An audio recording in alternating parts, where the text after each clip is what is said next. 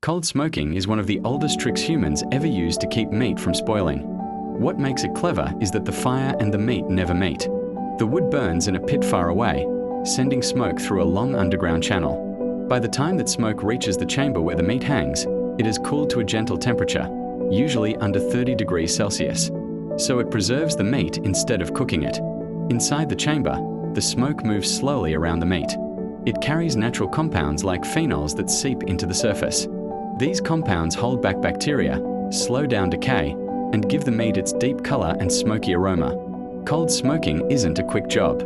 It starts with air drying to remove moisture, then cycles of smoking that can last days or even weeks. After that comes the aging stage, where the flavor settles and the texture improves. The whole process is about control, heat, smoke, and time. Long before refrigerators existed, people used nothing but fire, wood, and simple physics to change the chemistry of food and make it last.